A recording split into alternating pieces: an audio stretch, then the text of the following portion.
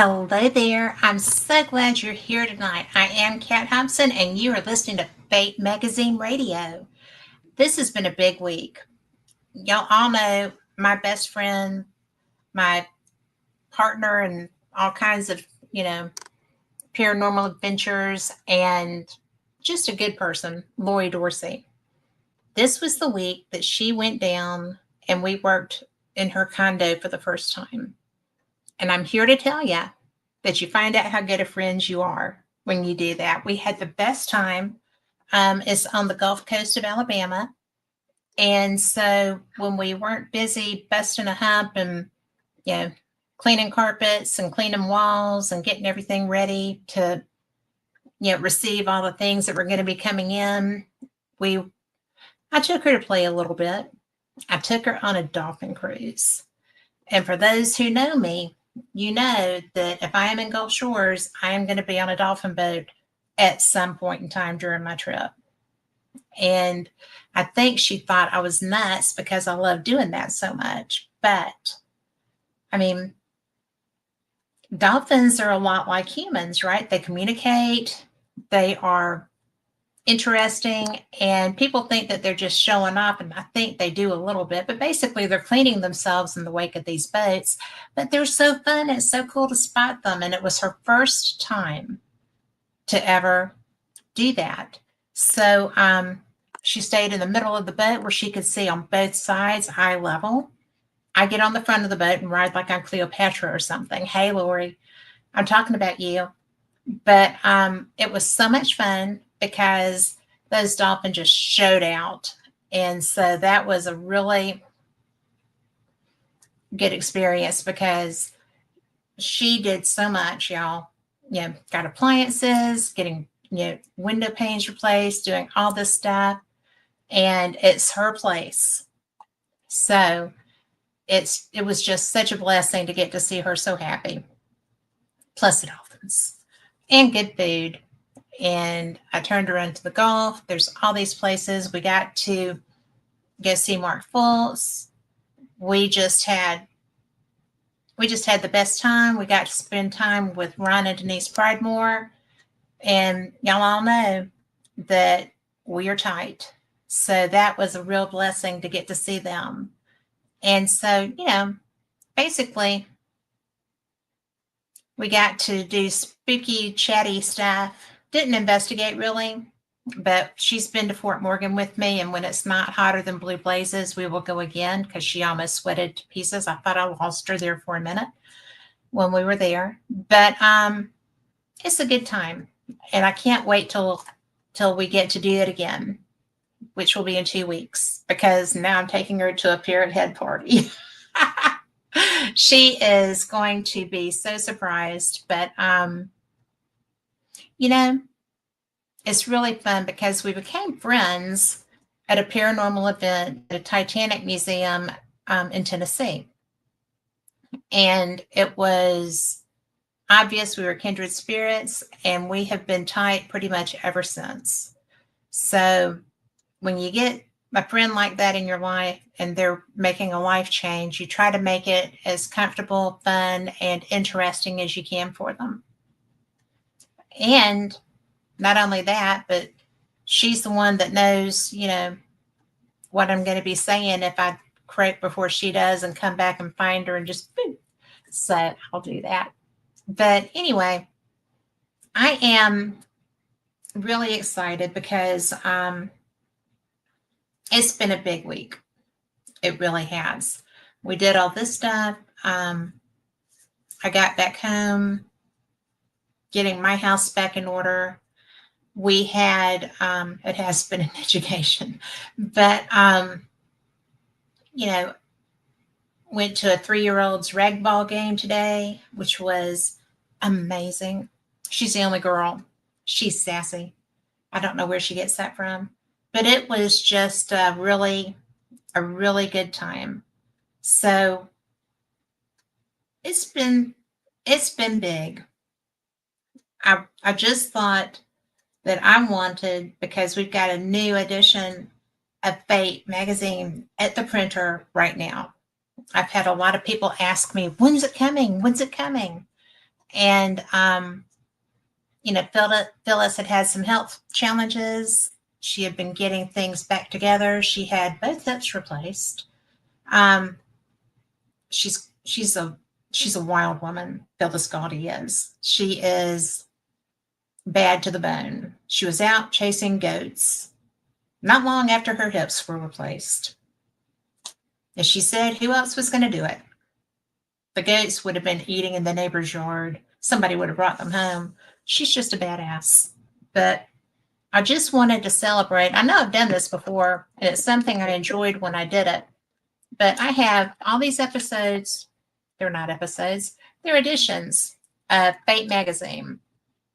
And I have a slew of them. And I have some articles marked already that I thought that I would share. And some of these are kind of poignant. As I was going through, I found the edition that has Phyllis's, it's not an ode to her, but it's discussing Rosemary Gully. They were best friends. They were pretty much partners in crime. They're very much like Lori and myself. And it's Phyllis's article that she wrote when Rosemary died. So it's that was kind of poignant for me to read. I don't know if I'll read that or not. I might. But when you're talking about a queen of all things anomalous, right?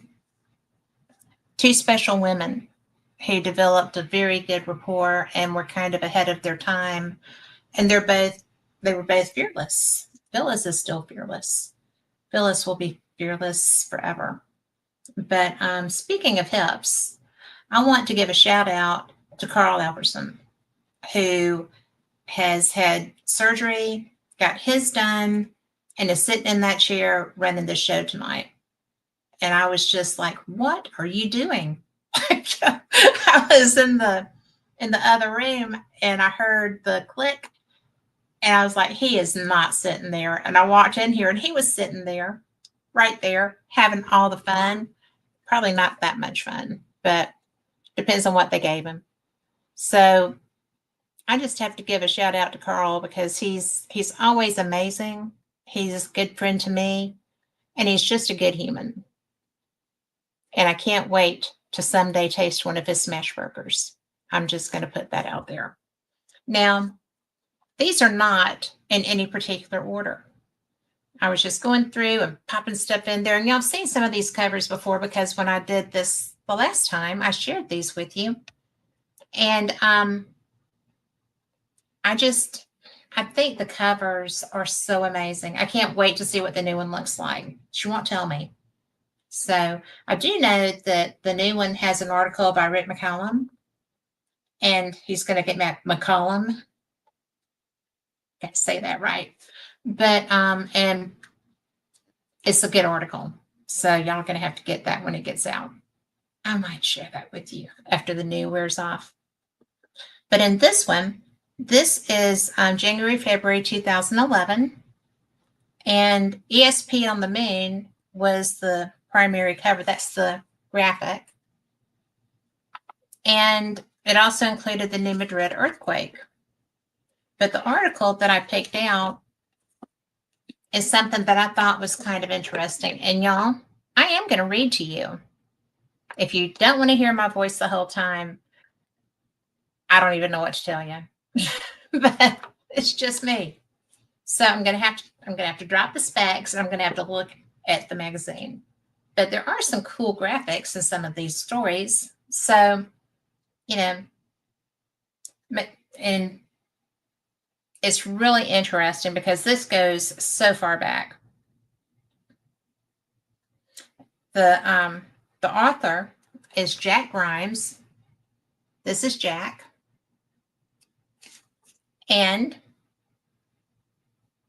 he is a politician, an astrologer, a stockbroker, and writer of short stories. He lives in Wilmington, Delaware at the time of this article. But he says, and look at this graphic. Let me get it to you. Isn't that cool? So don't look at my nails. So it says, while most people have heard of the headless horseman of Sleepy Hollow, hardly anyone out of the state has ever heard of Delaware's decapitated Phantom Night Rider. These events allegedly took place during the Battle of Couch's Bridge, September 3rd, 1777. Hey, Tom McNicholas. When the opposing forces of Generals Cornwallis and Maxwell met one another in Delaware. The English were trying to recapture Philadelphia. The American troops' task was to stop them. During this engagement, one of Maxwell's soldiers, Charles Miller, got his head blown off by a cannonball that had to hurt during a British artillery barrage. The British fleshed out the rebels, winning the Battle of Couch's Bridge with the loss of only 30 King's regulars. It's estimated the colonists probably suffered about the same number of casualties during the fight before taking flight. This is the point where the historical record of actual events leaves off and fantasy and myth-making take over. Witnesses claim to have seen Miller's horse gallop away, either with his corpse still seated in the saddle or being dragged behind the animal, having a foot hung in the stirrup. That's the last anyone saw of either the unfortunate soldier or the stallion, at least in this life. However, Miller's ghost may have put in an appearance at the Battle of the Brandywine, fought on September 10, 1777. It was reported that as Maxwell's attack began that morning, a headless specter riding a white horse was seen amongst the English artillerymen with its saber drawn from the scabbard, chopping off the heads of cannon crewmen so they couldn't fire on the Americans' positions. I guess tit for tat. The men of Maxwell's light infantry had no doubt that it was their fallen comrade Charles Miller taking his vengeance against those whom he blamed for his untimely demise the month before. As the legend continued to gain popular momentum amid Washington's Continental Army, it was later told how Miller's ghost had intervened, saving Washington's life by appearing just in the nick of time to lop off the head of a British sniper who had the rebel commander-in-chief fixed in his sights. While the area is developing quickly these days, thanks to I-95 providing easy access and the urban sprawl created by greedy land developers, the Headless Horseman can still be seen to this day in rural areas. Sometimes the air thickens suddenly around the area of Welch Tract Church and Couch's Bridge, where the fighting occurred. On these nights, a sort of haze will settle over the woods. Then the Headless Horseman rides again. People who find themselves in these woods, maybe weed helps you see them, in these woods when the atmosphere changes suddenly become dizzy and disoriented. Then, shortly afterward, the ghost is sighted. Usually hoofbeats are heard prior to witnesses actually seeing the spirit. It's been observed at times carrying what is presumed to be its own severed head. At other times, people passing by have caught a glimpse of the apparition, which seems to be searching for something, presumably its head. At times, the apparitions of a headless figure mounted on horseback appear suddenly, then vanish into oblivion just as quickly. Once Miller's ghost has departed, the air returns to normal, and witnesses quickly regain their composure. The aspect of losing one's wits and being unable to focus one's thoughts seems to happen not only to those who see spirits of the dead, but also to people who wander about inside crop circles or sacred sites like Stonehenge on the solstices, or equinoxes. Perhaps they're briefly brushed another level of reality where living mortals are not supposed to go. Some people who have seen the Headless Horseman say his ghostly steed will charge at them, covering vast distances in no time, while its rider will swing a saber in a vain attempt to behead them. So it's seen that Charles Miller has become one of the spirits in chaos that the book of OASP mentions, still fighting the American Revolutionary War centuries after everyone else has called it quits. So it shall always be until people renounce the ways of war forever and learn to live together in peace and harmony. You know, I know people that feel that they've seen the Headless Horseman of Sleepy Hollow. And I don't know what I think about these things. I know that I've seen things I can't explain physically, right? And I've investigated places that are so completely radical in their energy that if there's not something occurring there, it's missing a good chance, right? You know, I've been in stone circles in Scotland. I've been in you know, the lava cairns, which are the circular stacks of stones that are actually graves of witches, ostensibly. The energy in these places is really bizarre. So, do I feel like I'm lucky that I wasn't confronted by something with ill intent based on the energy? It would have not been a happy thing. Yeah, I do. I think I'm pretty lucky. Do I think that a headless horseman can swing hard enough to take off a head? They haven't done it yet, to anyone's knowledge. And if it's a specter, I just wonder if it could, you know? But it's something to ponder. And also in this edition, there's and this again is January, February 2011. You've got Accepting My ET Heritage, which if that wasn't so long, y'all would have already heard about, and you may still. An earth-shaking event, the New Madrid earthquake of 1811 and 1812. The Modern Oracle, solar weather affects EVP. I do think that's true. I think that a lot of things can affect what is allowed to come through, because I feel like it's coming through the ether. And if there's physical diversions of that, if we have an energy burst, if you're near an energy grid, if you're in thunderstorms, I feel like that can ramp up energy and help things to happen. I also think just rain stops that. So it's a damping effect.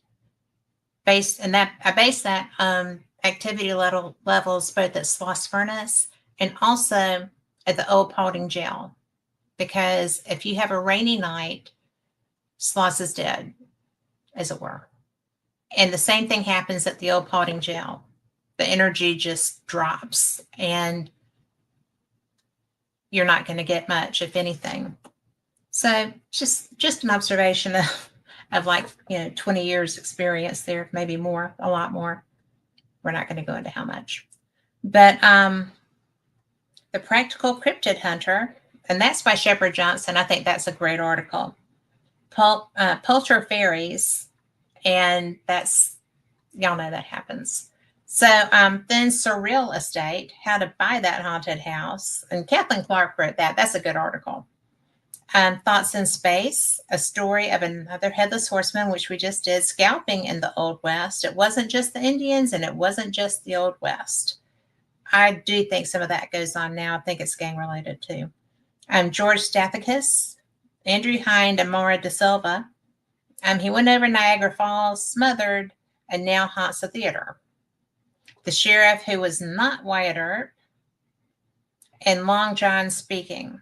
So, and we may come back to some of these because we do have a regular column, I See by the Papers, and that's Phyllis just talking on current events. And My View of the Unknown by Hilly Rose. I have some of those selected in another edition. Now, Tom McNicholas, I hope you are doing just as well as you want to. It's nice to see you there. And this is January 2008, and y'all have seen this cover. So let's see. There's too much light. Postergeist Attack is that article. People with No Brains. And actually, this was the 60-year anniversary. So, Lizard Gods of Hawaii, I'll read that one sometime. It's pretty cool. Now, this one is titled True Mystic Experiences. And it's looks like this is by Margaret Ree. And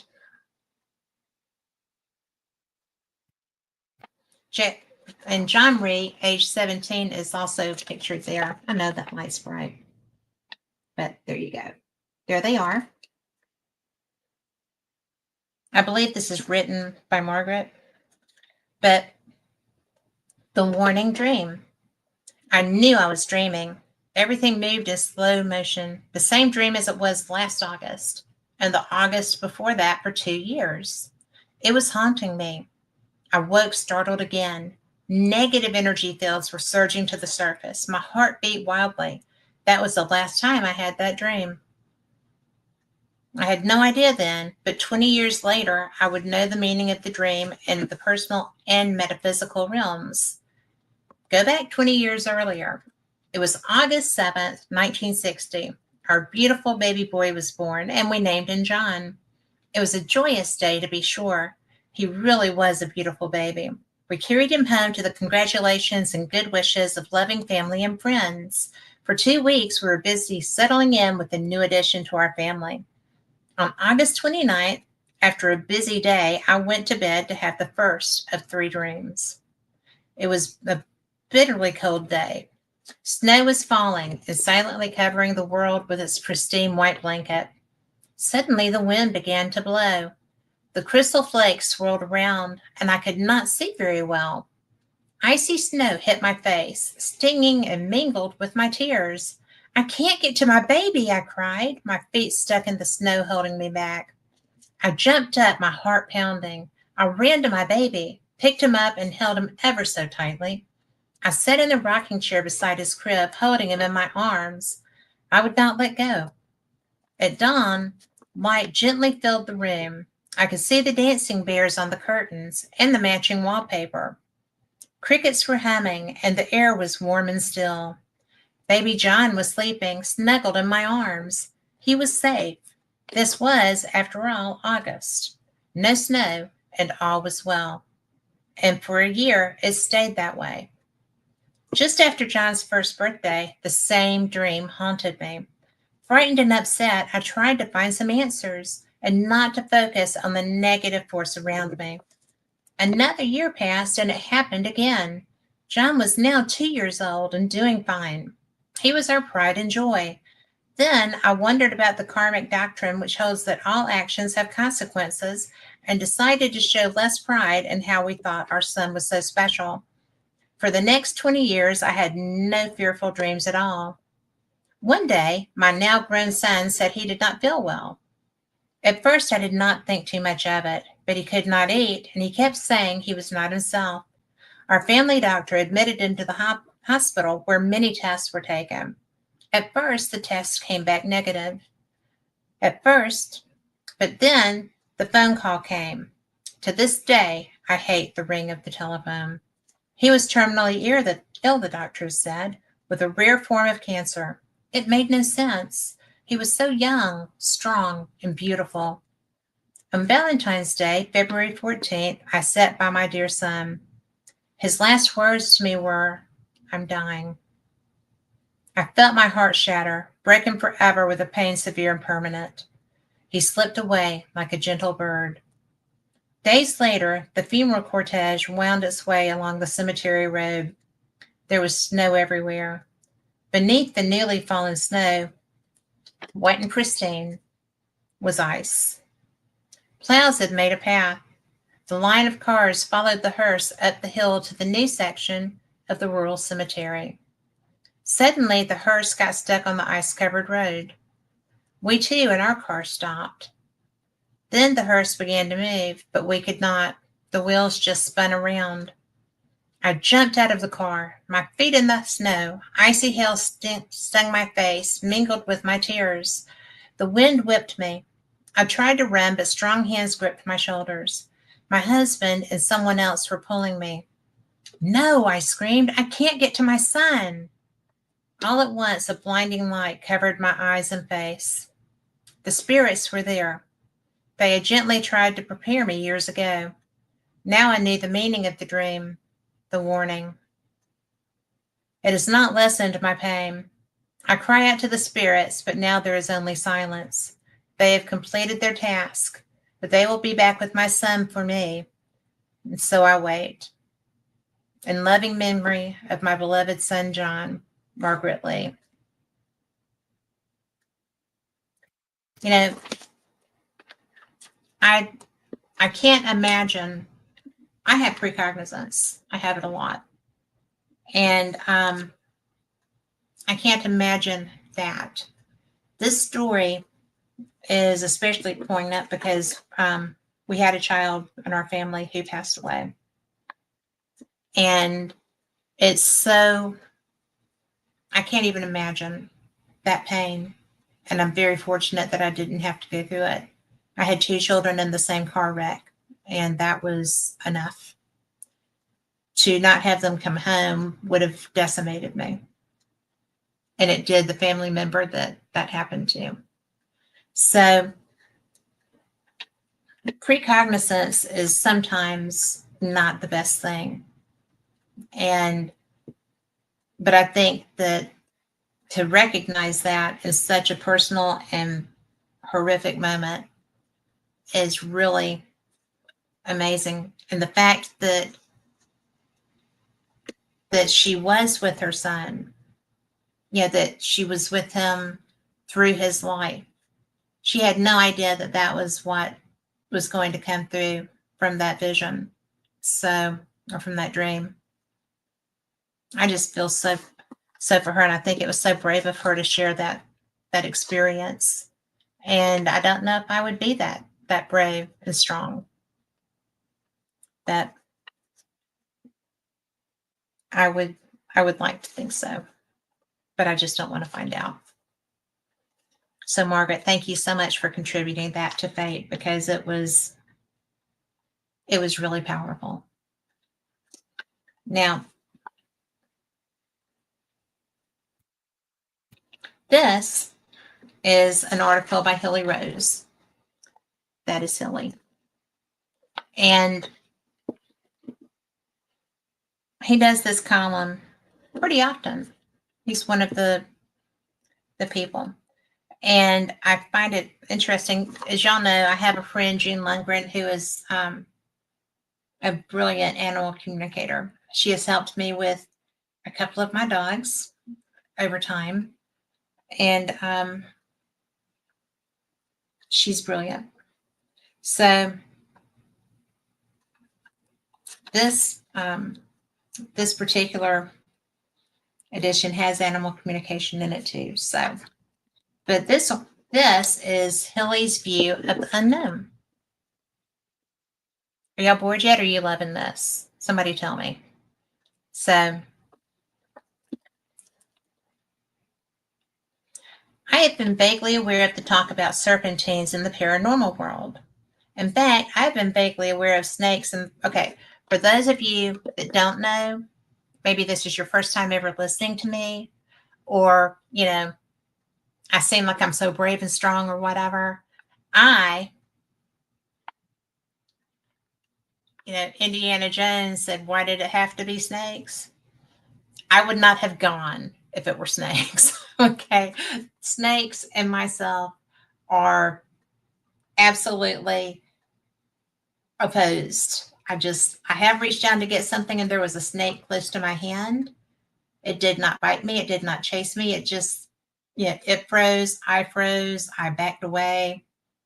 And, what I had dropped, I was like, you can have that. It's yours. Just stay there. And so I was told later, a garter snake. I didn't know that. To me, every snake is venomous. Okay. Not even going to go there. So this article was tough for me to bring to you, but we're going to get through it. And and for those that don't know, I had somebody ask me, what do you drink all night? This is sweet tea. I'm Southern. It's what we do. However, I have been known to have other things in other cups, but this is my sweet tea cup. And I never drink anything that I shouldn't when I'm doing my shows, because I don't want to get silly and giddy. I don't know. Y'all might like that. It's just fun. So here we go with the snakes, okay? Lori, don't laugh. Oh, Tom, you don't mind snakes. Tom McNicholas is bad to the bone. I'm just telling y'all. So he's pretty cool. So, okay. I have been vaguely aware of the talk about serpentines in the paranormal world. In fact, I've been vaguely aware of snakes and the role snakes have played in the history of the world. I've known about snake charmers since I was a boy. I know shamans all over the world utilize snakes in their rituals and healing ministrations. I know people who say they have been abducted and the entities aboard the spaceship were reptilians.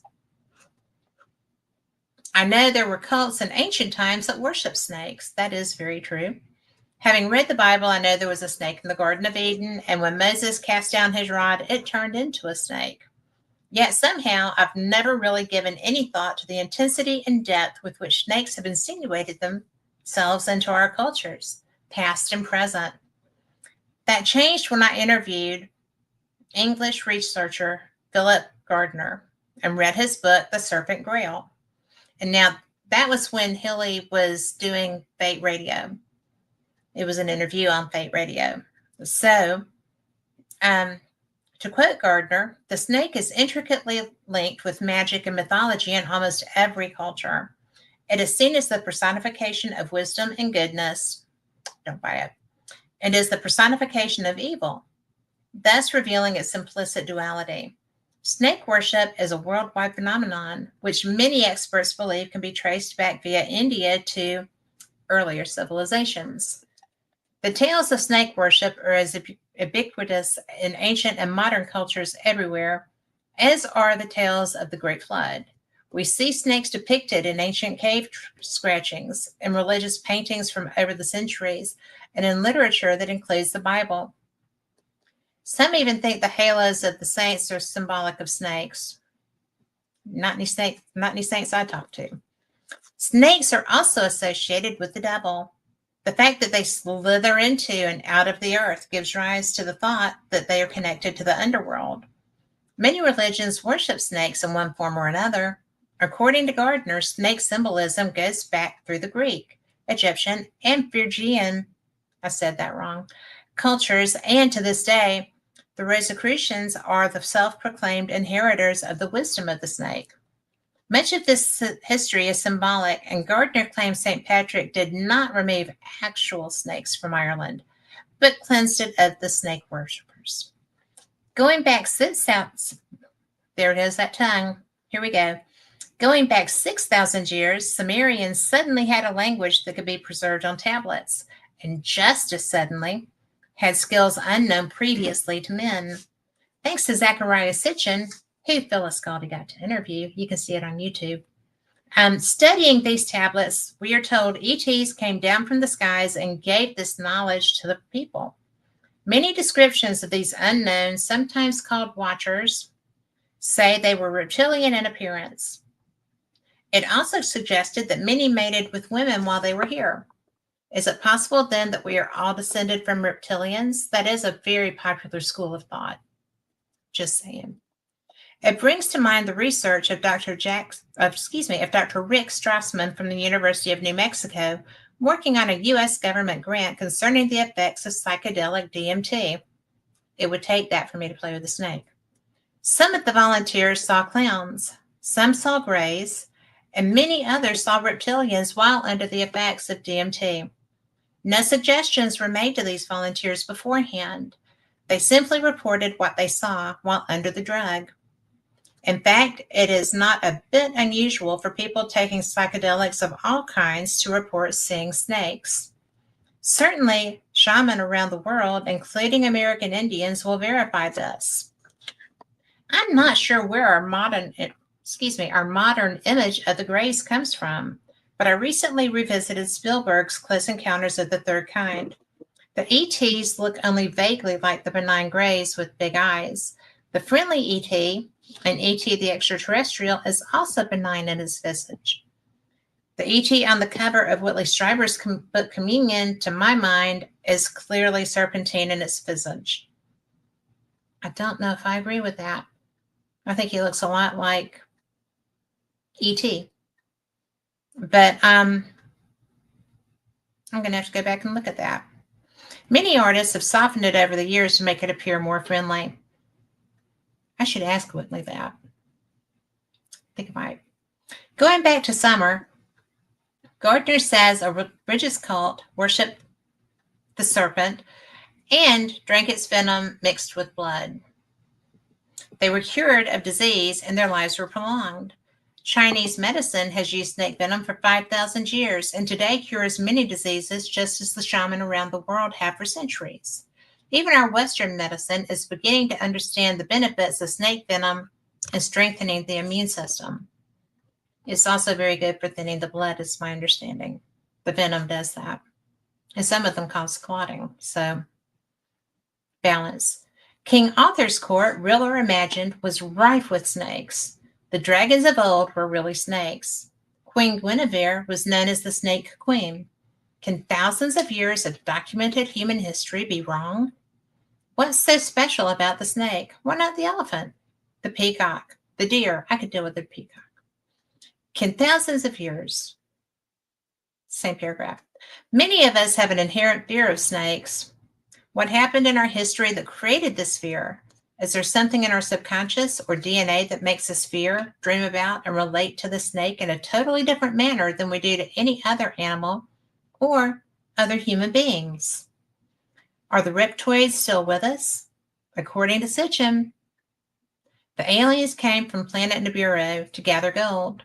They restructured the DNA of the proto-humans already here to work as slaves in the mines. Are we still doing their bidding without knowing it? Do they wear human masks to keep us from fearing them? Because in truth, we are part of them? Are the full-blooded reptoid descendants waiting for the right moment to reveal themselves? Are humans the misguided ones who make war on each other and foul the environment? Are the reptoids waiting for us to come to our senses? Or is this all snake oil? I like him. I really do. I like him a lot. So, I'm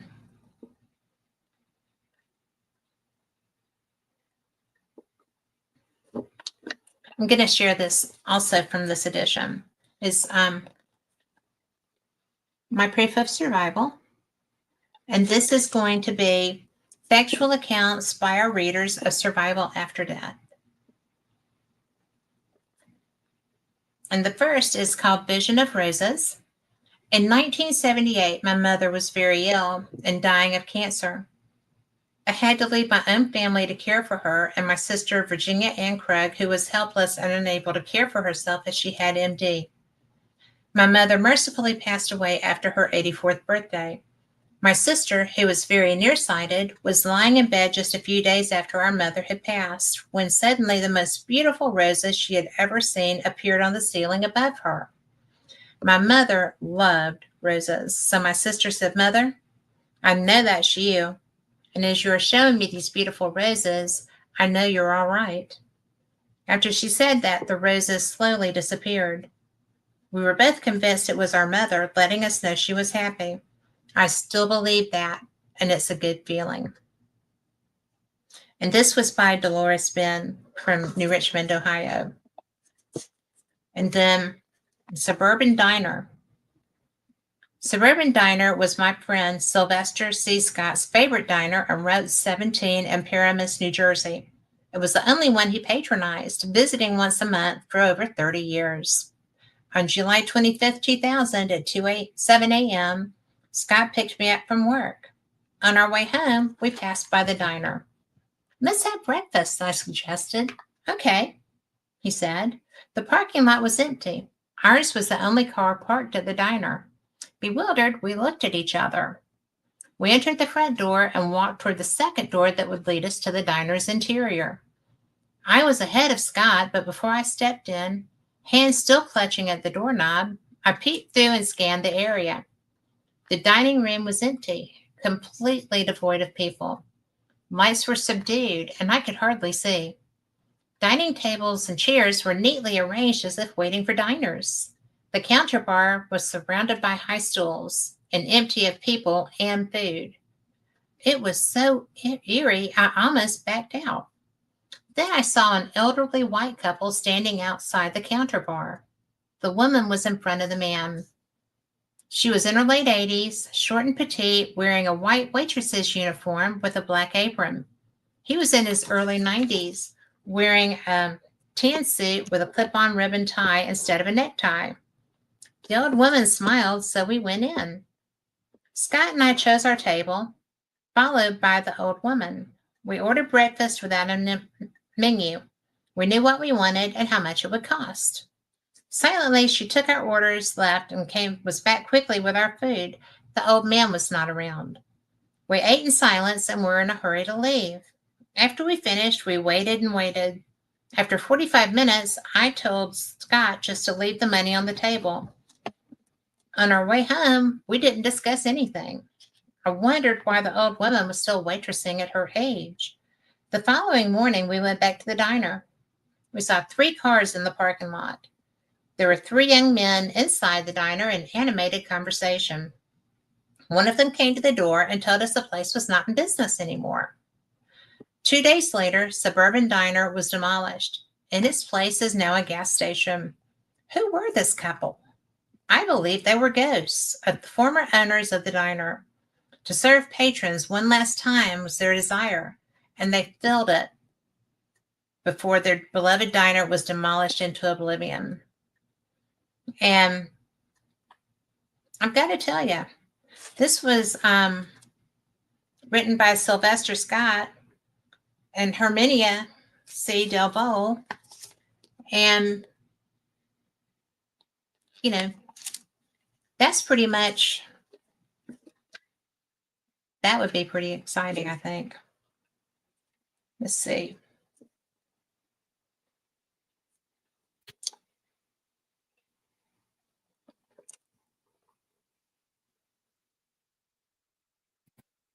All right, this next one is written by Jack Tom Payton. That's him. And it's called A Promise Kept. See, this is why when I'm saying submit an article, submit an experience or a story, because Fate Magazine is made up of things written by people like you. I have an article that was printed. In fact, it should be in this next one that's at the printer now. Rick McCollum has an article. I mean, it's very cool, you know, to see your own experience printed. But it's very cool because I'm a paranormal investigator. I love to see things that other people have experienced, and that way I can ascertain if maybe that would apply to a case that I worked on, or if I come across something, I can just kind of look at it. But just good stuff, right? I like it. I think that I'm going to read something different. Because speaking of evidence, lack of evidence, absence, the amazing Godwin, well, there we go. Godwin is the columnist. So, and absence of evidence is not evidence of absence. I've heard that a lot lately from various quarters. It comes in real handy. One of the more recent uses of this saying has been by Donald Rumsfeld, but it has greater currency perhaps in paranormal and especially UFO circles. The last time I actually saw it in print, it was used by Stanton Friedman, and that's true. Ironically enough, the phrase seems to have originated with the late Carl Sagan, a leading skeptic. I don't believe he was using it to justify a belief in UFOs, however. He was probably defending the continuance of SETI. If he were aware of the uses to which quotation has been put, he would be gyrating in his grave. For a long time, it was very fashionable in skeptical and scientific circles to say that there is not a shred of evidence for something, usually something paranormal. Until I heard that, I'd been aware that the smallest unit of evidence is a shred. The other unit that comes to mind is the mountain. That's true too. It used to be common among atheists to say that there's not a shred of evidence for God or for any sort of survival after death. In that case, I suppose it depends on what you mean by evidence. The atheist meant scientific evidence of the sort that can be verified by repeatable experiments. Never mind that God doesn't work that way, or that material evidence is meaningless when dealing with transcendental concepts. You want evidence? Well, the heaven and earth are full of his glory. Aside from that, there is not a shred of evidence outside the Bible for many of the events, people, and places that it mentions. However, Sagan perhaps inadvertently came up with an irrefutable counterargument to the shred statement. Absence of evidence is not evidence of absence. Quite true. But what is? This cute little aphorism means that you can assert anything you like, no matter how off the wall it will be, and no one can disprove it. In some cases, your assertion may indeed be true. So what if no acceptable concrete evidence exists that this planet has been repeatedly visited by extraterrestrial spacecraft? You'd think that sometime during the years, during the millennia, that this planet has been visited by someone. Someone would have discarded an alien Kleenex at least. But no, there's nothing. But absence of evidence is not evidence of absence. Yet, however appealing it may be to resort to this wordplay, and however undeniable it may be, it is no argument at all. Sure, UFOs may exist despite the absence of any acknowledged hard evidence. But what about the little orange men who dwell in your commode tank? Don't see them? Well, absence of evidence is not evidence of absence. Maybe they're there after all. And I'm going to tell you that I have had a very interesting conversation with the man who runs SETI, Seth, about that topic. And the man who runs SETI does not believe that we are visited by craft. So it's interesting. Last time I talked to him, I was like, did you see anything yet? Is there anything you can't explain at all? No. No was his answer. So now this is another Godwin article, but this is a little different. Okay. This, y'all know Janice Carlson, who does our New Year's predictions every year, right? She's brilliant. She's a great psychic. She's a great human. She's really one of the nicest and neatest people I've met through this job. And I've met a lot of cool folks. But this is the Amazing Godwin. The Amazing Godwin from Spirit. He's coming from the other side. Let's see what this says. You want to? You knew I was going to do that if I found that. So, Phyllis Goldie, describe what happened when you realized you were dead.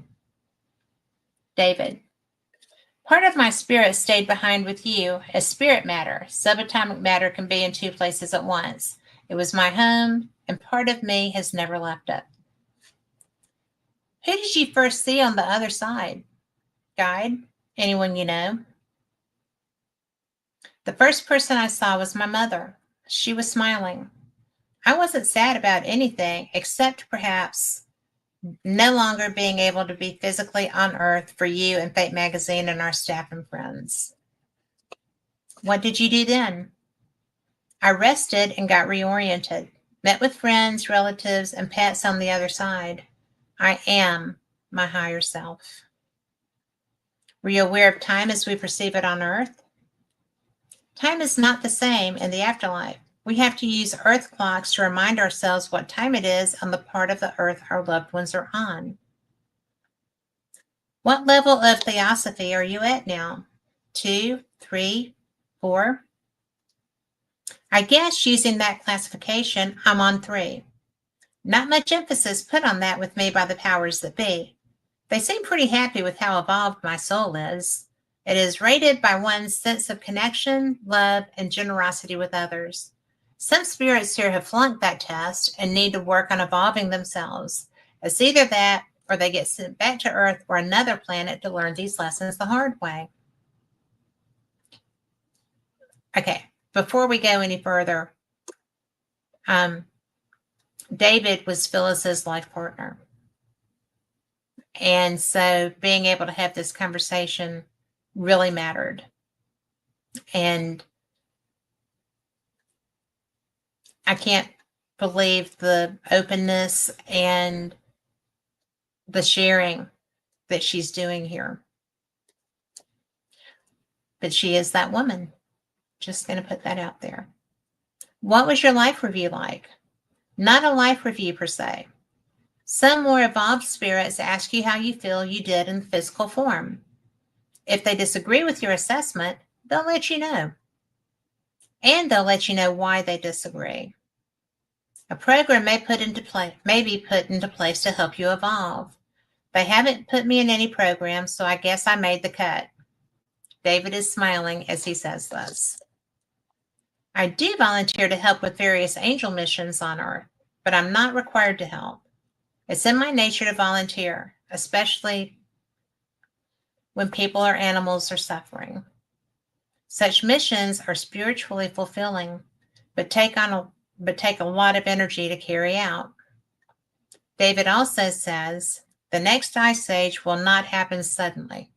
It will happen gradually as the polar vortex keeps falling south. That would be an example of when spirits and angels are needed by the people on Earth. So I think that he found out. And, there's so many people. I did not know David and Phyllis as a couple. I do know how spectacular of a human Phyllis is. So to me, it doesn't surprise me that she would reach out to David and get information like that, or that he would give it to her. But I do find it funny because so many people, before they do this, before they cross, kind of poo-poo life after death. I don't think he was really poo-pooing it, but you need proof. You need solid evidence. Seth needs solid evidence that there's UFOs, and his job is running SETI. It's interesting. Seth would not be running SETI if he were not hoping, if he did not have a feeling, perhaps. But he swears that he's not had anything to make him think that they're out there. I don't see how that's possible. So I know that we've had communication that nobody could explain. Just interesting. And in fact, he told me just to call him up and he would come on. I think I'm going to do that. I want to do that. Because he knows that I'm like, how is that possible? How do you not know? I think that's fun. So anyway, here we go. This is one of my favorite editions. I think it is so pretty. And it's one of my favorite covers. There's a lot of my favorite covers. I like everything. There we go. I just love angels. This contains angels, H.P. Lovecraft, Anunnaki. I love the Anunnaki. There's also an article in here by me, Winchester House. So I read that to you last time. Now, I chose this article by Steve Smith. Can you hear it now? And that's him. I hear beyond the range of sounds, said Thoreau. So, that's his quote before he starts. It was in June 2021 that the 13-story Champlain Towers South condominiums in Surfside, Florida collapsed, killing 98 people.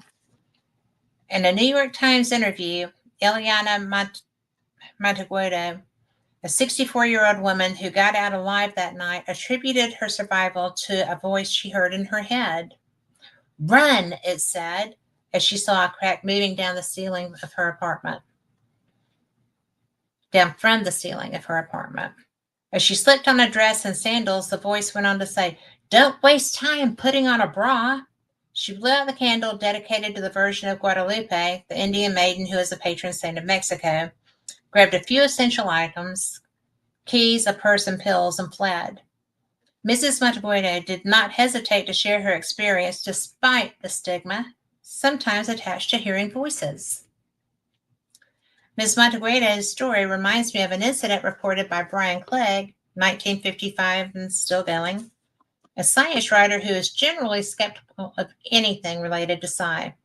When he was 12 and attending a camp on an island off the coast of Scotland, an emergency arose, which required his best friend Paul to be back at camp. But Paul was running on the beach. When Brian caught sight of him, Paul was at least 100, this is going to be, says years, it's yards, away, much too far to attempt to reach him with a shout. As Brian tried to catch up to his friend, he felt a stick in his side and stopped. At the same time, Paul turned and ran back to where Brian was standing. Paul said, "I heard you shout, 'Stop, Paul.'" But what Paul heard was only in his head. In this case, Brian's unspoken words seemed to be telepathically conveyed to Paul. How can we explain these auditory hallucinations? Clearly, the examples I have mentioned aren't manifestation of an illness such as schizophrenia. Hearing voices sometimes has another explanation. In some cultures, hearing voices is considered a gift from on high. An alternate possibility is that it may be a psychic phenomenon. In a survey of 17,000 people in Great Britain, almost 10% reported having at least one similar experience. A voice told Ms. Monteagudo to run, and a voice told Paul to stop. In each case, the voice they heard proved to be very helpful. These kinds of experiences are fleeting, so they would be difficult to study in a laboratory setting.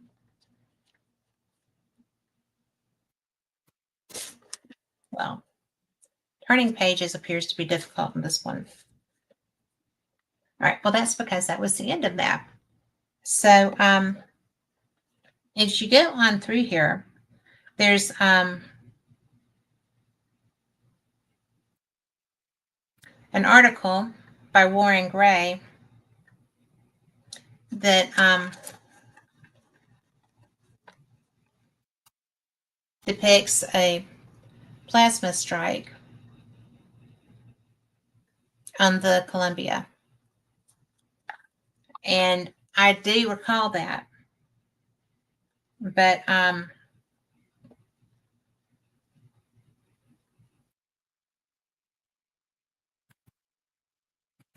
82 seconds of flight time, a piece of foam about 2 feet long and over 1 foot wide allegedly broke away from the external fuel tank bipod and struck the reinforced carbon RCC thermal protection panels on Columbia's left wing at approximately 500 miles per hour, damaging the wing powers.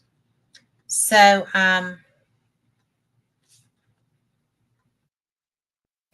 this is an interesting article that I'm not going to read on here because the Columbia is very fresh to me for other reasons. Now, this is actually pretty fascinating. And I know I've shown you this. Robert Schoch at Göbekli Tepe Earthquake Predictions. There you go. And I would have loved to have interviewed him. He had passed away before I became aware of just how cool that would be. I didn't know of his work until about 10 years ago. But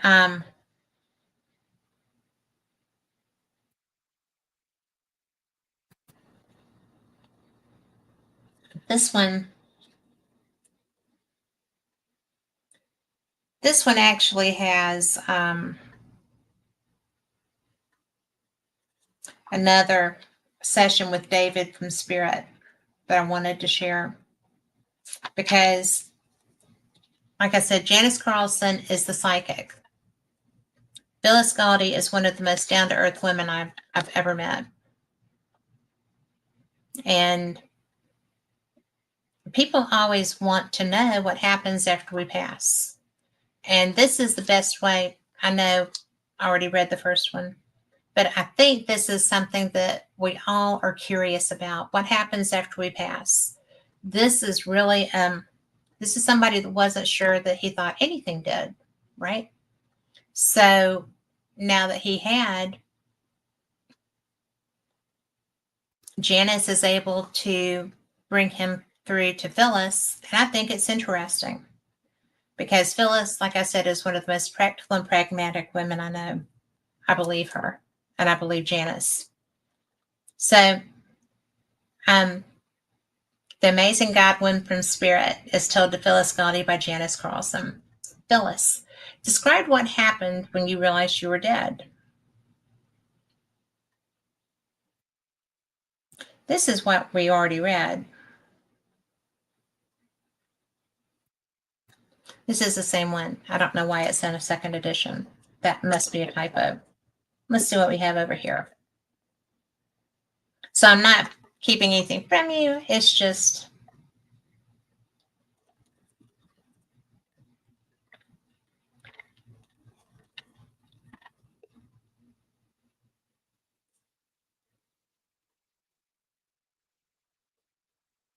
this is an article by David. I'm going to read this.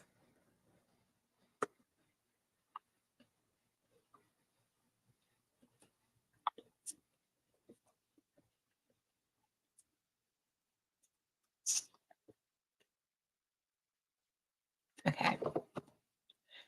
In answer to a letter from a perceptive reader in this month's report from the readers, as well as several authors in print and on the cursed internet, I would like to point out that the stars are not visible in the moon's black sky in the Apollo photographs because it was daytime. The sun was shining brightly and drowning out the light of any stars. You can't see the stars in the daytime on Earth. Why would you be able to see them during the day on the moon? Because the sky is black?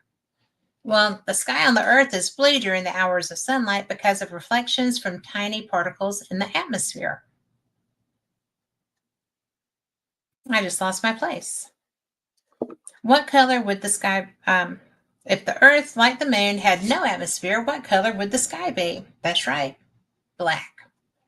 And you still wouldn't be able to see the stars in the daytime.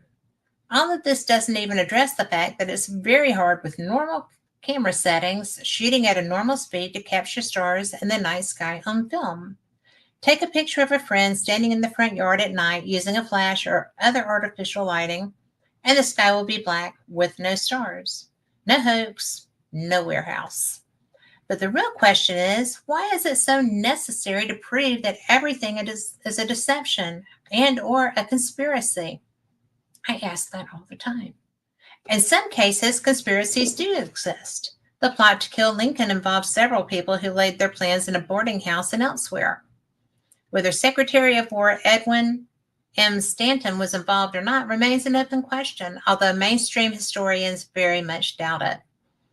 But was there a conspiracy to assassinate John F. Kennedy? Many signs point in that direction, but was there? And who was behind it? Moscow? Havana? The mafia? But does everything have to be a conspiracy? The bombing of the federal building in Oklahoma City? Is it true that no ATF employees were present that day? the disaster of 9/11. Why would the Jews do such a thing? Isn't it far more likely that Muslim fanatics did it because of their hatred of the United States stemming from its support of Israel? Of course, 9/11 was a conspiracy, but with Osama bin Laden at the head of it, as he now admits or claims. Yes, our government has deceived us at every turn. There have been heartless experiments carried out on unsuspecting victims. There have been outright denials of the obvious, such as the dangers of radioactive waste or various undercover tests. The administration stonewalled Watergate. We made war on Iraq because of government lies and misdirection. And of course, UFOs. Author and TV personality John Greenwald Jr. has proven conclusively, with documents obtained from the government itself under the FOIA, that the public has been consistently lied to for the last 60 years. Trust no one. And he knew all that before he was on the other side. I mean, I can go for days on UFOs. I can go for days on conspiracies. But I just love that. I really, really love that.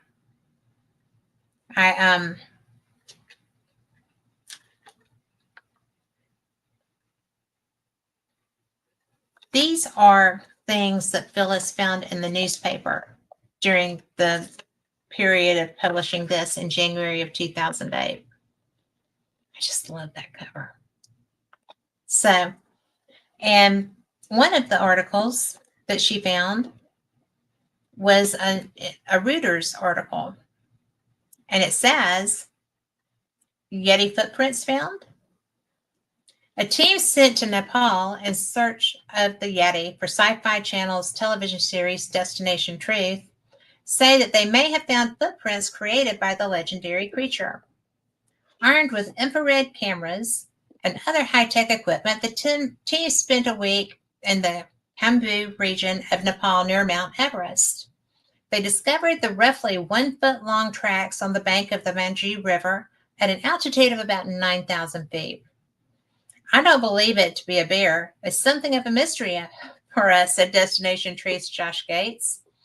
Josh said the giant footprints found on sandy soil were relatively fresh, some left 24 hours before we found them.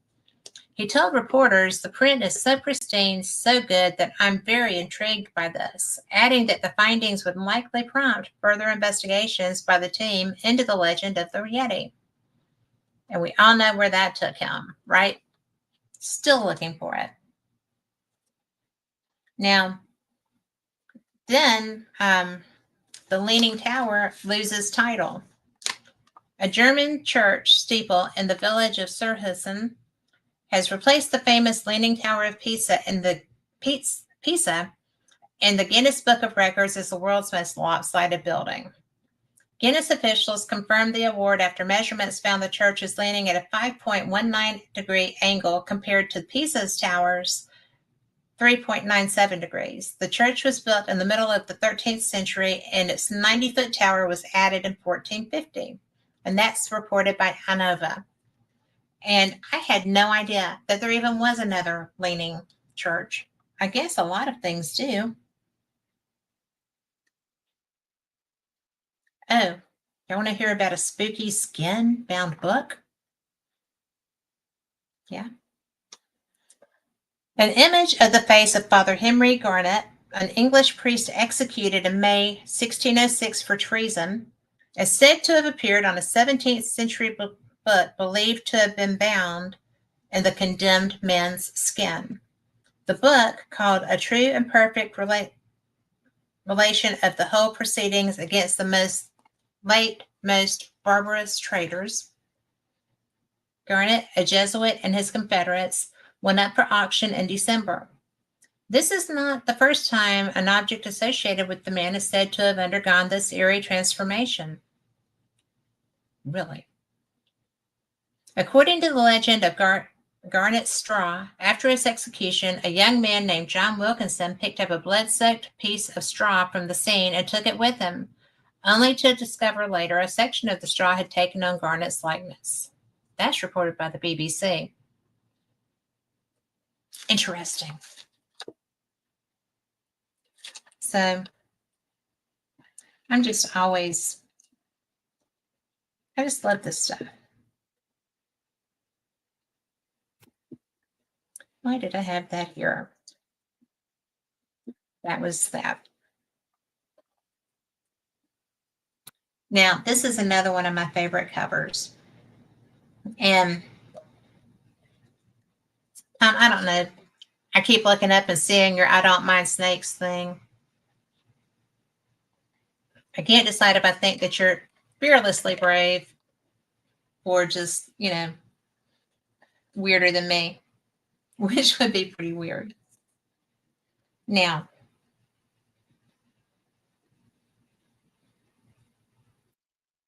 this is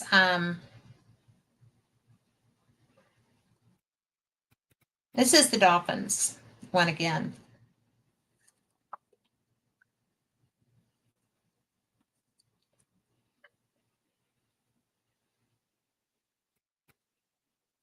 This is a different The Amazing God One from Spirit. And it's about dolphins and water and other stuff too. Are you ready? We asked David, okay, and this is again, Phyllis asking the questions, Janice channeling him. We asked David about dolphins from his perspective, and he said that they're horrified at the shape our oceans are in. I have heard the bottom mile of our oceans are so polluted there is no life there and everything is dead. He said no, but we're certainly headed that way. He said the people he communicates with on the other side often live near rivers and lakes. Water has a magical quality in the afterlife. He says that it helps connect souls like ribbon wrapped around a package. He said there are oceans up there with fish, whales, and dolphins. Growing up in North Dakota and now living in Minnesota, I was curious about the weather in the afterlife. Does it snow? Rain? Is it cold? Does it storm? Are people ever uncomfortable? David said, when you're in the afterlife, you're in a place where the weather is always sunny and perfect. But if your soul is evolved enough, you can travel to any sort of weather you like, any season you want. Think Star Trek's holodeck. I like that idea. David said he hasn't seen anyone who is physically uncomfortable, but he says some can be emotionally uncomfortable if they have karmic work to do, sort of like an AA meeting for those who have some maturing to do or need to review their actions on Earth. It's mainly nice in the afterlife, but there are still goals to strive for. Our souls are always evolving. If people in the afterlife need drama in their lives, our earthly life conflicts provide it. There can be respectful debates, and sometimes are sent back to Earth for do-overs. That makes sense. I asked if David had ever gone out into outer space and seen aliens. He said he's not gone out into space yet, but he might like to in the future. Again, any planet you might want to visit can be simulated, so why leave the comforts of heaven? He mainly studies aliens through holographic files. They keep to their own kind, he says, and they don't like to be stared at or studied any more than humans do. That's an interesting perspective.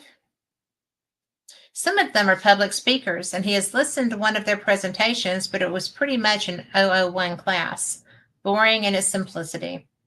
He laughed and said, maybe they think we're too stupid to grasp anything more complex.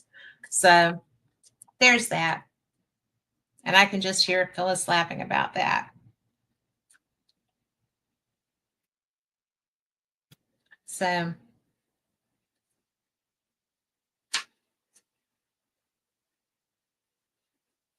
this is the one that I had wanted to read. UFOs and Ghosts. And y'all can't see that. Good graphics. There's always good graphics. Let's see. Yeah, this isn't bad. UFOs and ghosts. What is the connection, if any, between ghosts and UFOs? We, the human Perceivers, we're the connection. By Diane Tessman. Question 1. Are ghosts a phenomenon of the past? By definition, ghosts should be in the past, being perceived by fellow humans there. Think of a street in old New Orleans around 1800. Women scurry around in long dresses, carriages with horses rattle by, and at the dock, slaves are unloading cargo. Watching the unloading is a beautiful brown-skinned woman in simple clothing, head wrapped turban style. She seems troubled.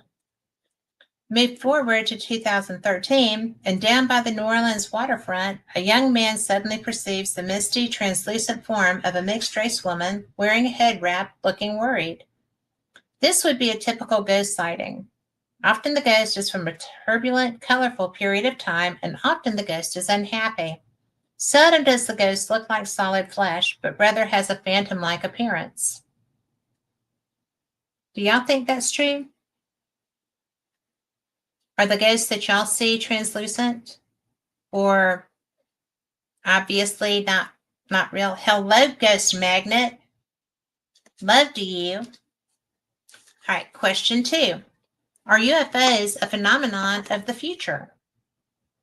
We don't know what time UFOs are from, let alone their origin. But in another 100 years, humans may have flying craft which nullify gravity, rather than operating aerodynamically like our current airplanes. Therefore, our craft will be able to stop suddenly, make right-angle turns, and maneuver in ways that airplanes cannot. So, when a man steps out for a smoke in 2014 and suddenly spots a UFO, we assume the UFO is physically present in 2014, hovering above this man. Instead, what if this man had actually perceived a future event, just as the young man who saw the ghost in New Orleans was seeing the past? Question 3. Does the perceiver influence what is seen? One of the most bizarre premises of quantum theory states that by the very act of perceiving, the observer affects the observed reality. Researchers at the Weizmann Institute of Science recently conducted an experiment demonstrating how a beam of electrons is affected by the act of being observed. I'm familiar with this. The experiment, headed by Professor Mordechai Heilblum, revealed that the observer's influence on what actually takes place increases with the amount of observation that occurs. Heilblum and his team concluded that when a quantum observer is watching, the behavior of particles will change. When behaving as waves, they can simultaneously pass through several openings in a barrier and then meet again on the other side of the barrier. This meeting is known as interference. However, interference resulting from waves can only occur when no one is watching. How do they know? Once an observer begins to watch, the picture changes dramatically. If a particle can be seen going through one opening, then it's clear it didn't go through another opening. In other words, when under observation, electrons are being forced to behave like particles and not like waves. In a sense, human observation seems to cement these objects into solid reality, when in pure waveform, a number of potential outcomes exist. It may be that few people have an ability to change perception more than the rest of us. This might explain such things as why some people have seen multiple UFOs through their lifetimes. I'm going to tell you, that one, yes, and holographic, yes. Question 4. Oh, this is good. Is human perception affected by the Doppler effect? A quick reminder of what the Doppler effect is. There are 2 Doppler effects. One that deals with sound, which is commonly heard when a vehicle sounding a siren passes and recedes from the observer. The received frequency is higher compared to the emitted frequency during the approach. It is identical at the instant of passing by and is lower at the recession. The second Doppler effect, dealing with light and motion, is slightly different from the sonic variety. A celestial object moving towards us shows a blue shift, Doppler effect. and a celestial object moving away from us shows a redshift Doppler effect. Is it possible that ghosts and UFOs also involve electromagnetic anomalies, the distortion of light as it usually acts and at times then dilates? A window opens in the past or the future. What do you think, oh great ghost magnet? Tom, Lori? I don't know what I think of that. This is good. You should know this one, Michelle. When we spot a ghost, do we perceive the past through a peephole in time? Let's assume that most of the time we are standing in the center of the Doppler effect. We perceive neither through the perception of the red shift nor the blue shift. We are the normal dot in the center. This is what we call present. It's a reach to think we're normal. Ghosts could manifest because suddenly the perception of the human observer has shifted back through time.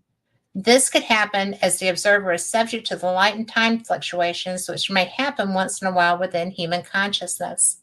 Instead of standing in the center of the Doppler effect, she suddenly has the redshift view of time. Redshift leads to the past, which we are moving away from. That's an interesting concept. When we spot a UFO, do we perceive the future through a peephole in time? Is the observer's human consciousness suddenly functioning through a window of the blue shift, no longer perceiving the middle dot from the present? I don't know, right?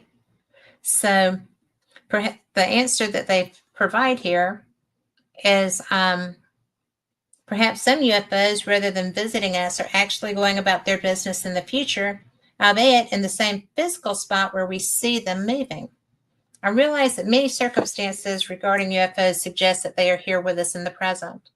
There is often more than one observer, perceiver. Also, CE2 means there is physical evidence that the UFO was here, like burn marks on the ground or radar confirmation.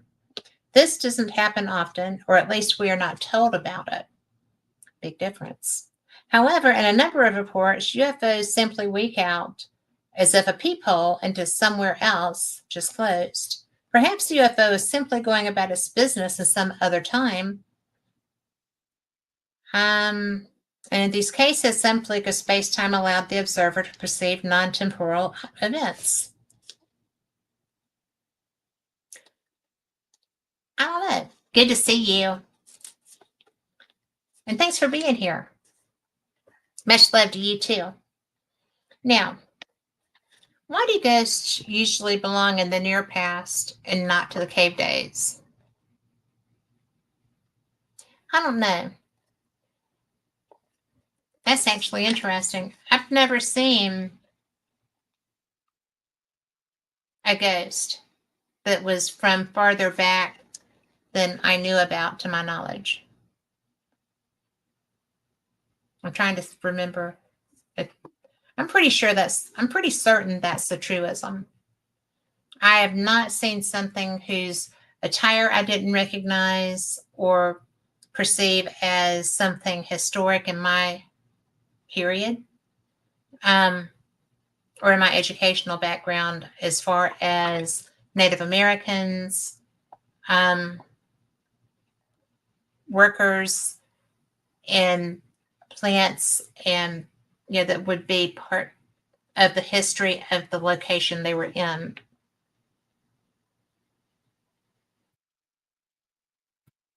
Michelle, if you went to go eat dinner, I could have used your input on this because you see everything. But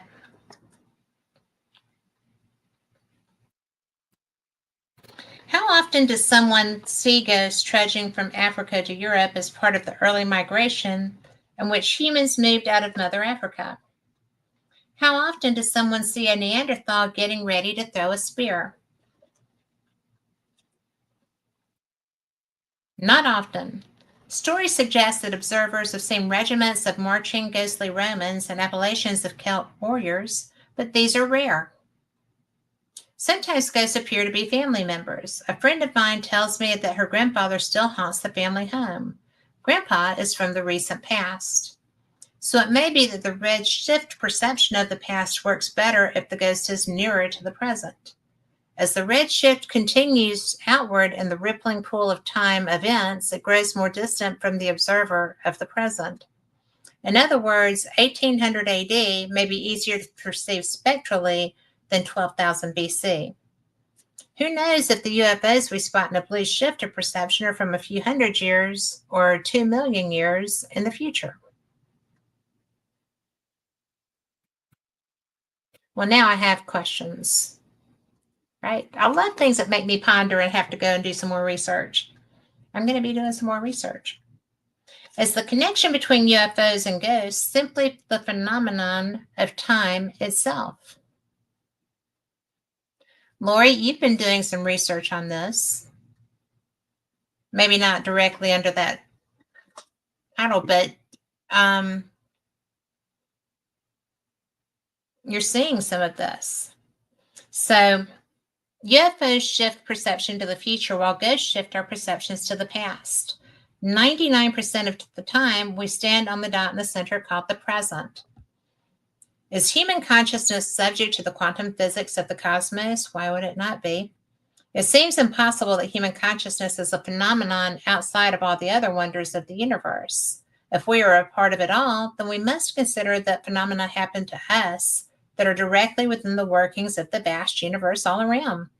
Phenomena for which real perceptions and results do exist. I tell you what, Diane Tessman's website, www.earthchangepredictions.com, and her new book at the time, this is, show me a date. There's no date. How is there no date?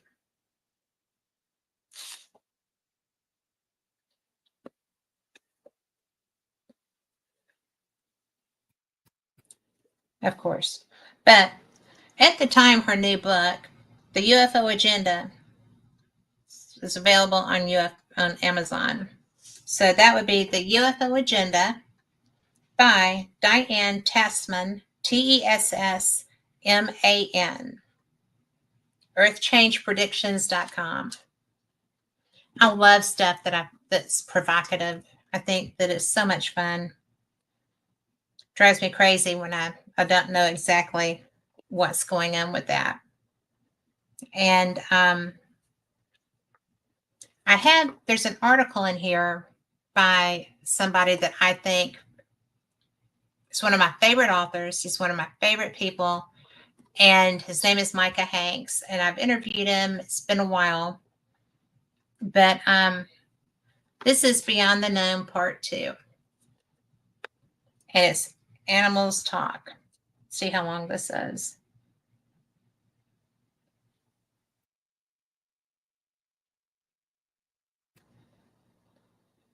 This is an older edition because this is back when Micah was an editor for Fate and was doing the Gralien Report podcast. So I'm going to read this because I think it's fun and I know Micah and it's bound to be interesting. So this is Animals Talk, ?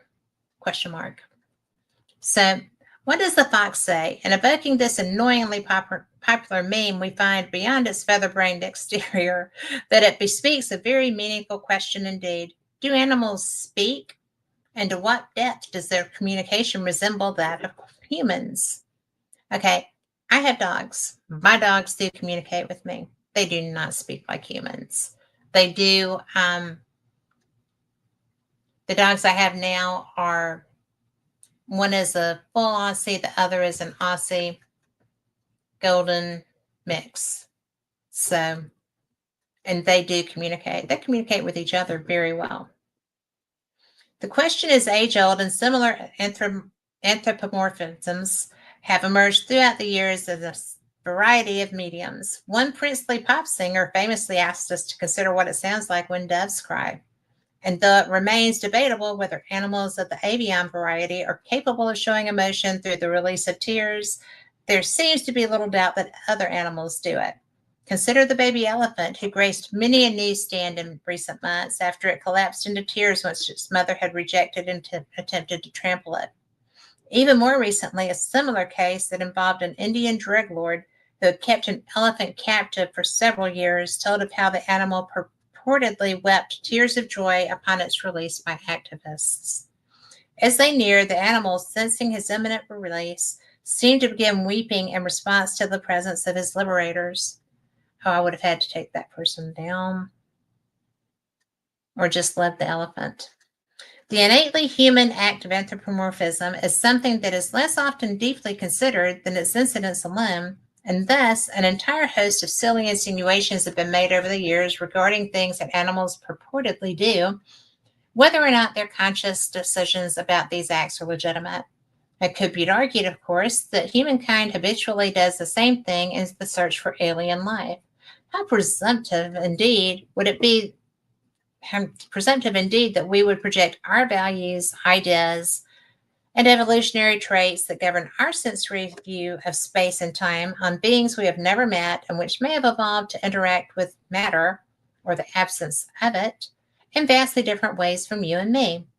And recognizing that intelligence may not manifest from one life form to another the same way it has for humans, we need not look so far away as deep space in order to change our perspectives on what defines intelligence or how it may manifest. Marine biologists have long been fascinated with the apparent intelligence exhibited by cetaceans, dolphins in particular, which appears to range from varieties of communicative relays to control and manipulation of elements in their physical environment for various purposes, whether practical or purely for enjoyment. Consider the way dolphins exhibit an incredible mastery over the creation of ring-shaped bubbles, which they form by shooting air through the water ahead of them and nudging it with their noses to propel the odd-looking ringlets forward. That is a thing. And he says, if you haven't seen this, I would strongly recommend doing a search online for dolphin bubble rings. And you too will be amazed at this remarkable little game our dolphin brethren play from time to time. I just love dolphins.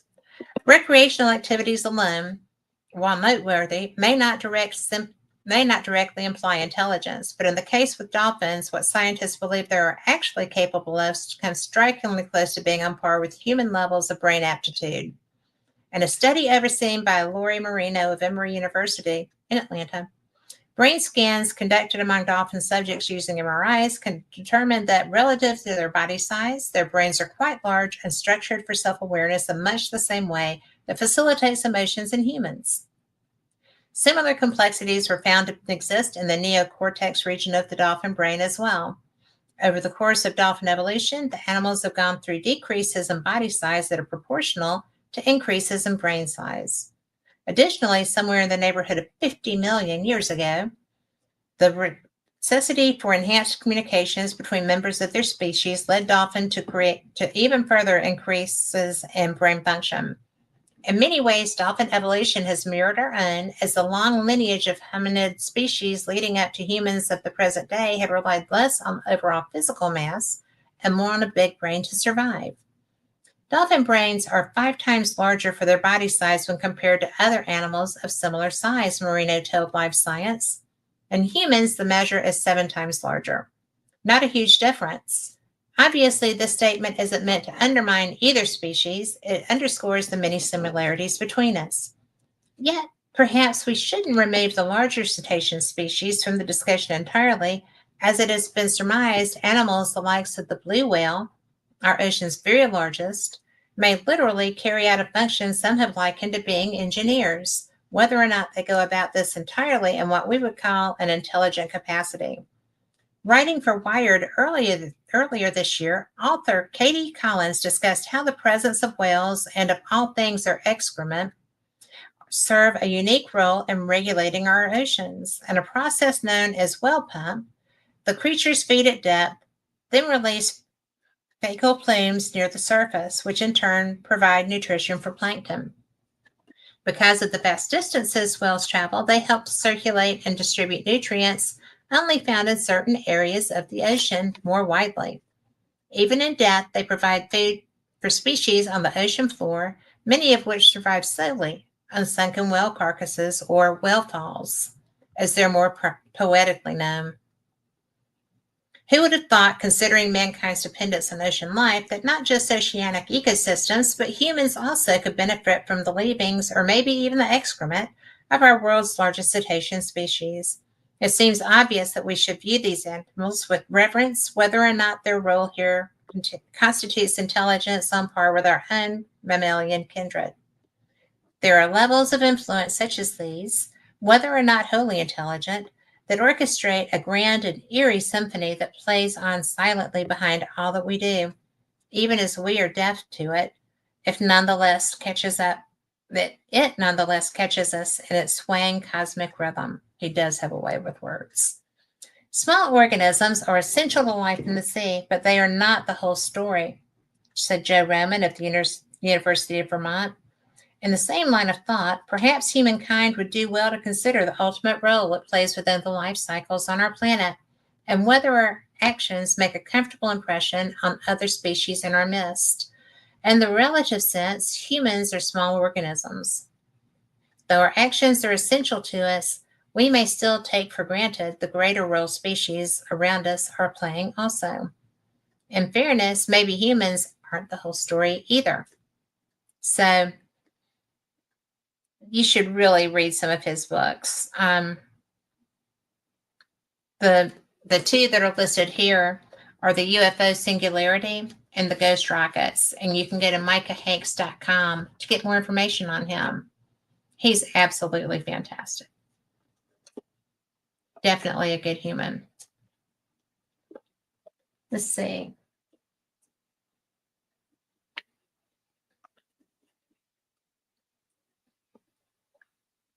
I'm trying to make sure because I'm running out of time. And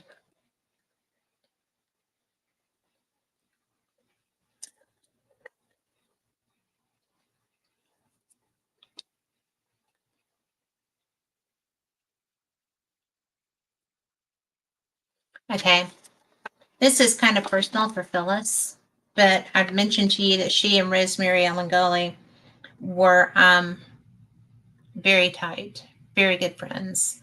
And I only got to meet Rosemary a couple of times, and I was so impressed with her because um, she was such an intrepid researcher, and she was just a nice human.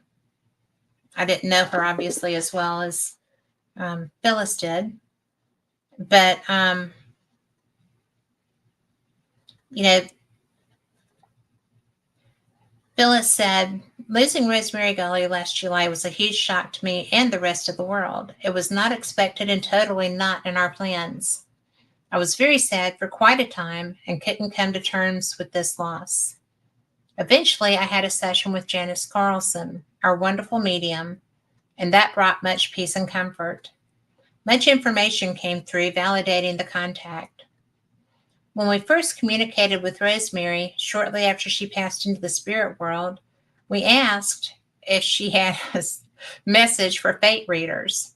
Her sense of humor was evident when she said, "Wish you were here."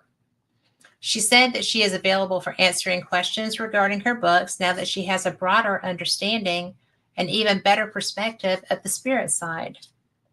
The latest message from Rosemary for fate readers is, don't let your political affiliation stop you from taking care of the climatic health of our planet. Janice Carlson related that another friend and departed colleague, David Godwin, meets Rosemary at least once a week for coffee or drinks. They also watch movies together, mainly sci-fi.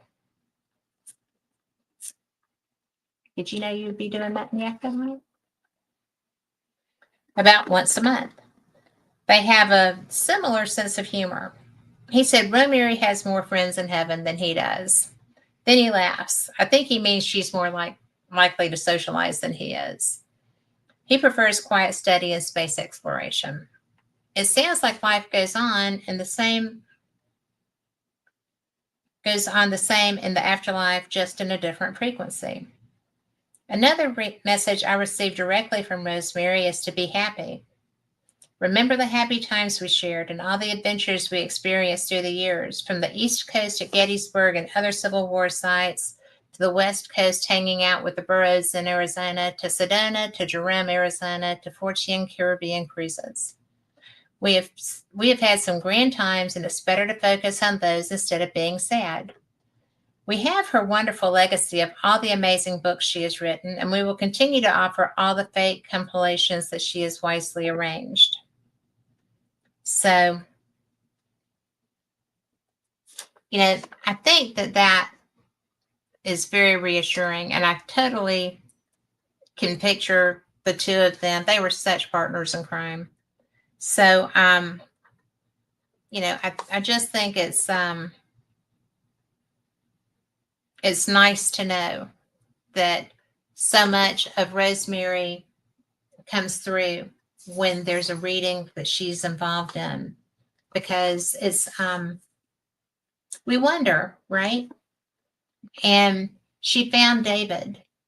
They found each other on the other side, and they enjoy each other's company just like they did. I can only imagine Phyllis, David, and Rosemary in the afterlife, right? That's going to be interesting. Now, this is when Phyllis first moved to North Carolina. She lived in Minnesota forever. But, well, maybe it's not right when she moved there, but it was close to. So this part is my new neighbors. There have been reportings of Bigfoot in the county where I live in North Carolina. Maybe when the dogs and I are walking in the woods here, we can meet them face to face. Back in the day, I used to make Atlantean crystal wands in Minnesota. A Bigfoot manifested itself in my dining room for just a brief moment, looking at the wands on the table. I could imagine it thinking, what are these crazy humans up to now? That being seemed benign and very intelligent, thoughtful even. I wasn't frightened of it at all. I look forward to more peaceful encounters. I have not asked if she came across one, right? So I think that's going to be a question I have to ask her. She is intrepid. She really is. This is a woman, went through the flooding from the hurricane last year. And she's fierce. She had her hips replaced. She had that massive stroke. And she is so amazing. I really, really love her a lot. And this, I'm going to read this because this is another The Amazing Godwin from Spirit with Janice channeling him. And the question that Phyllis had for him was, according to CNN, astronomers found a potentially habitable planet called Proxima b around the star Proxima Centauri, which is only 4.2 light years from Earth. Now researchers have traced a second signal they believe belongs to a super-Earth orbiting the same star, increasing the intrigue of this neighboring planetary system and its potential. Does David think there is life on this planet? Does he ever go there? And the answer: David says there are many such planets in the cosmos that are habitable for humans. He has visited this one and says it did remind him quite a bit of Earth. When visiting planets, he does not always get out of his spacecraft. Sometimes he and other spirits with him just orbit and scan it. His particular spacecraft is crystal powered. It's interdimensional travel of some kind, so they are cloaked from view when orbiting planets. Space travel is very popular in the spirit world. Some of it is for pleasure. Others travel for research and angel intervention purposes. I would not have thought that. David says the size of these vessels varies. His seats 6, but they can be a lot bigger than that. I'm unable to tell you much about the spirits he's traveling with, except he mentions someone named Carl. Doing road trips, dude? So that is very likely Carl Wischke, owner of Llewellyn Publications, where David and I both worked. He passed a couple of years ago. Question: does David know if there are beings, aliens, people living within the earth? If so, what are they like? Is the earth hollow like some believe? How much has the government been digging tunnels, etc., for travel and storage and escape? Answer: David said there is dormant alien DNA under deep layers of earth. He says the earth is not hollow, it has a molten core. He says the octopus is an example of alien DNA on earth. It is more likely that aliens live under the seafloor than under dry earth. There are many underground networks. They are located under government buildings and military bases. They are built for hiding, storage, and escape. David meets Rosemary at least once a week for coffee or drinks. They watch movie sci-fi about once a month. So he confirmed what Rosemary had said. And, one of the things that I love learning about from Mary, who does skyships over cashiers.com. It's a website, it's a newsletter.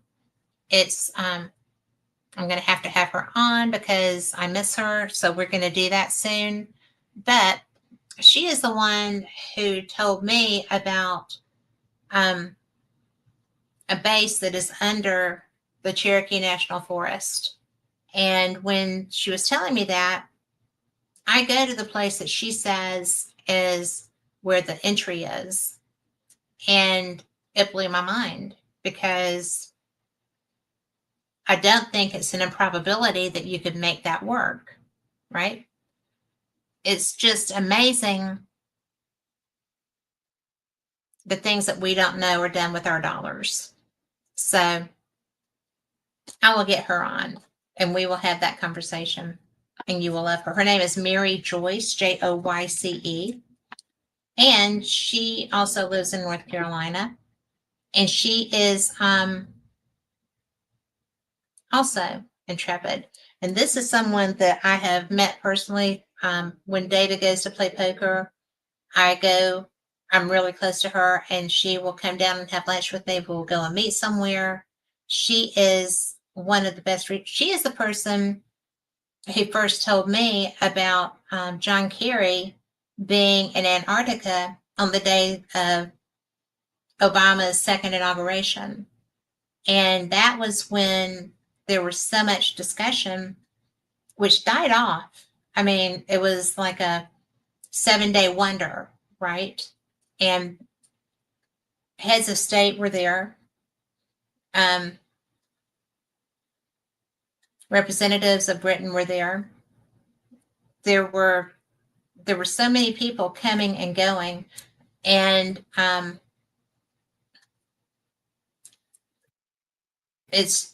you should Google that. But it was so bizarre because I did not realize that John Kerry was not in Washington for Obama's inauguration.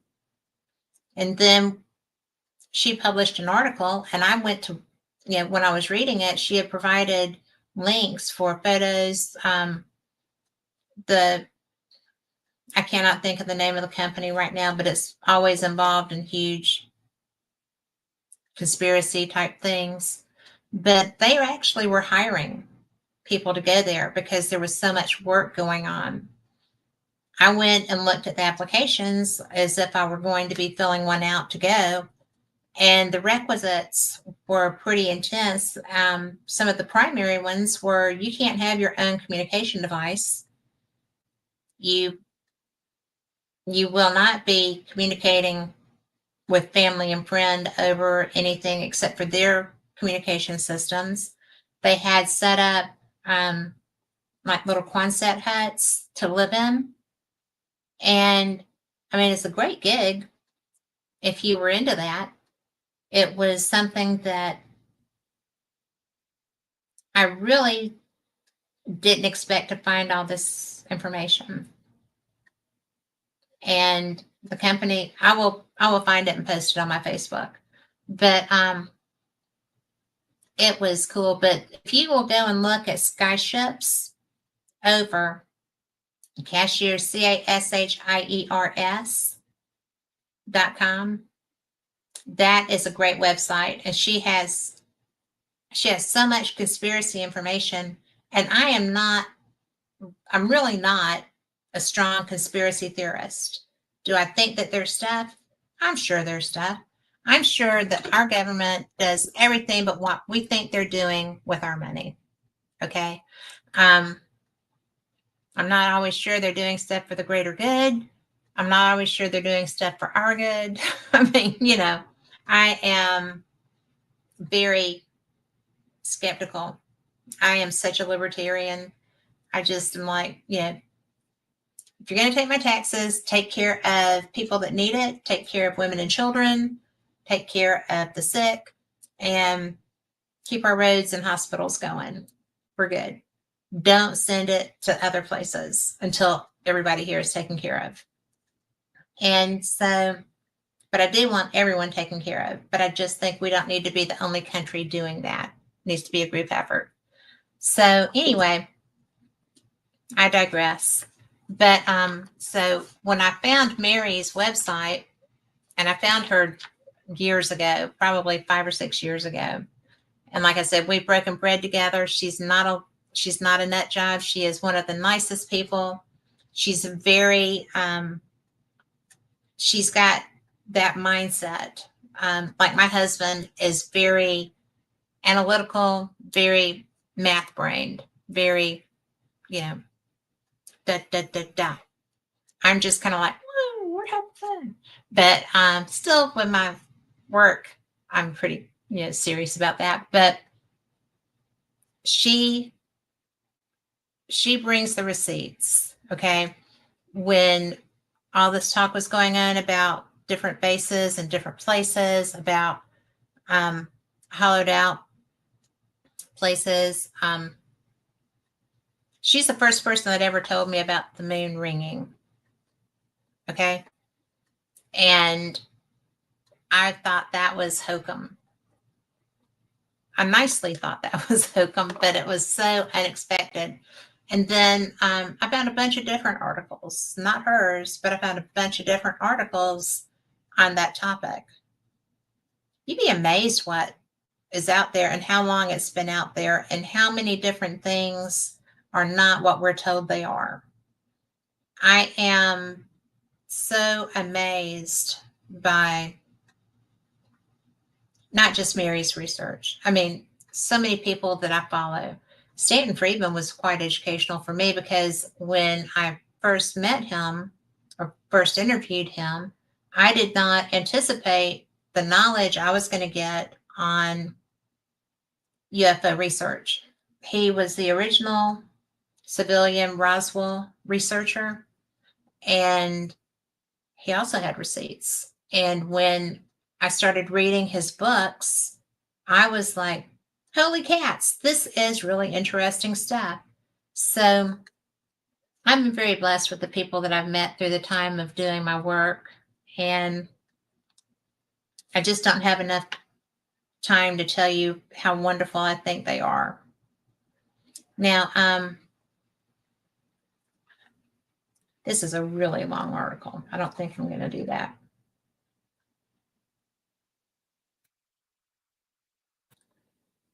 And I think that one sounds gross, and I don't want to do that. It's like, The Haunted Berengaria Hotel. And this is by Richard Powell. And Richard Powell is amazing. Now, this has got a neat picture.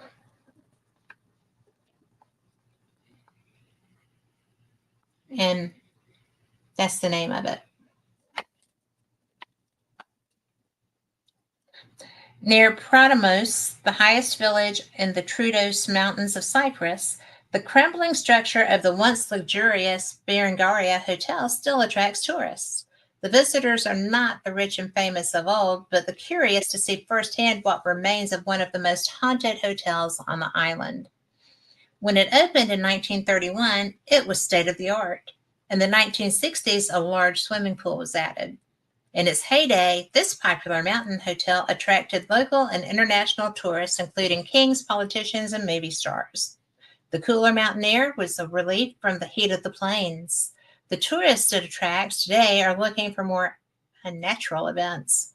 Named after the wife of Richard the Lionheart, Berengaria, this hotel was the most luxurious hotel in Cyprus. What happened to this 80-room lavish hotel to have it end up as it is now? Some say it was the fact they did not keep up with the times. Little or no money was put into modernizing the hotel. There were no ensuite facilities in most rooms. The furniture was not updated. The pool was on the shady side of the hotel. Guests did not come back and profits fell. The theory that attracts far more attention is the story of the family that owned it. With the help of many locals from the village, Mr. Kokolos built the most luxurious hotel in Cyprus at the time. For over 50 years, it was the place to go for a week or weekend. The owner died and left the hotel to his 3 sons who had promised their father to work together. This did not happen. The sons were greedy and fought about profit sharing and put no money into maintaining the hotel. The guests left and the hotel closed. Over the next years, the 3 brothers all died mysteriously. The oldest reportedly throwing himself off a bridge due to his financial situation. Besides the brothers, there are 3 other spirits said to be haunting the derelict hotel. The first is the manager that hung himself. He appears to be trying to encourage visitors to come in and book rooms. The second, a woman found drowned in the pool is waiting to find her murderer in order to seek revenge. The third, villagers report seeing a dark-haired woman in a white dress standing in one of the windows. Some say on a quiet night, if you listen closely, you can hear the music from the nightclub and chatter from the casino. Being well and truly haunted, the building attracts many visitors curious about paranormal activities. This deteriorating hotel is looking very scary now. Floors are rotting through, stairways are unsafe, wallpaper is peeling, the windows are smashed, the pool is a frog pond, and part of the building is collapsing. Being in a wonderful location, high in the mountains with views in all directions, and 15 minutes from the ski resort on Mount Olympus, the hotel has sparked a lot of interest in rebuilding and opening it again. There have been at least 3 attempts at refurbishing to its former glory, but for one reason or another, they all have failed. It was sold again last year to another investment group. Maybe this time the Berengaria can attract the rich and famous again. Okay, Lori, no, we're not going there. So that is Lori's idea of a good time. But just so y'all know, I love doing this kind of show too. I love talking to guests. I love learning about them and bringing them to you. And we're going to go back to doing that. But periodically, I love sharing fate with you. So thanks for letting me. And we will be back. I'll be back Wednesday with Paranormal Experienced, and I will be back next Sunday with Fate. So we will see y'all. Same cat time, same cat channel. Be blessed. Have a great week and love somebody. Good night.